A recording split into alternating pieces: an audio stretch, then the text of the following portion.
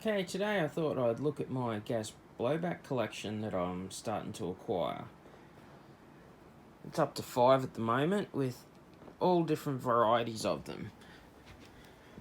We've got the Wells version of the 1911. That is the single stack version. Then I do have the 2 Atomic Armory double stack. I'll go into later on what the difference is between those two. Got the Atomic Armories G17 with the flux handle kit, I suppose you'd call it. It's actually not a bad kit. It's quite nice and makes it quite comfortable to hold.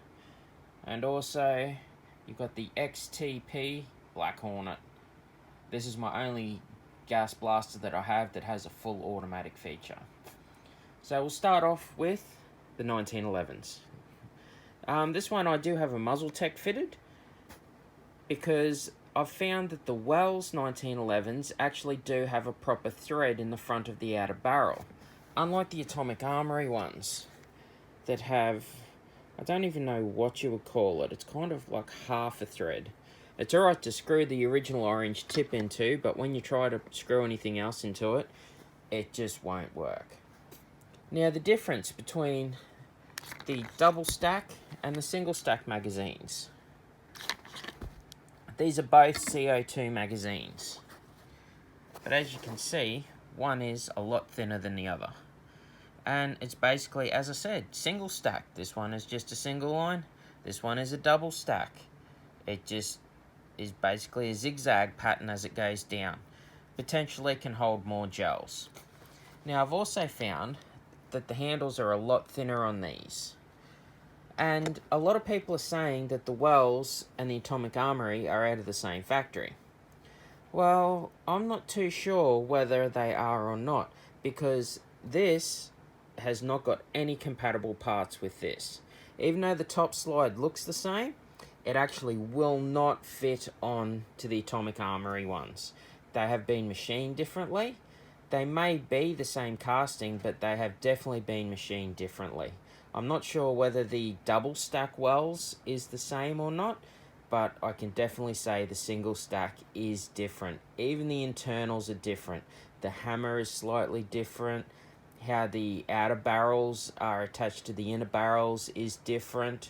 And even the bottom casting is different. On the front here, you can see this has actually got an angle on it, and it comes out further than what the Atomic Armory one does. So it's actually a little bit longer. And then we move into the Atomic Armory G17 that I've been working on. This thing has been a project. I got it second hand. And it worked for about a week, but then decided not to. It did have a P1 hammer fitted to it. I have since fitted it with parts from an XTP hammer. I've also got the P1 trigger and P1 SAI outer barrel on it as well, that I had to slightly modify to get it to fit. I don't know if you can actually, there we go. It seems to be running pretty good now. I'm quite happy with it. And then you have the Black Hornet. Well, this thing is just crazy. Absolutely crazy.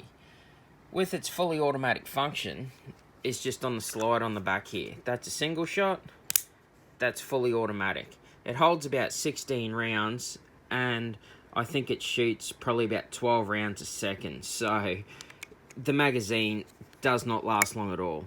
I'm not exactly sure when you would actually use it in full auto in a game, because as soon as you pull that trigger, you're pulling the magazine out to replace it.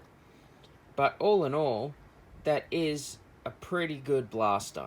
It's still fairly new to the collection, so waiting to see what the life expectancy is of it, but so far I've been pretty happy with it. So, that is my collection of gas blowback pistols so far. If you want to know any more, I've got other videos up about individual ones. I'm slowly going through them. And anything else you want to know, just put a question in the comments down below, and I normally try to respond to everybody. Thanks for watching.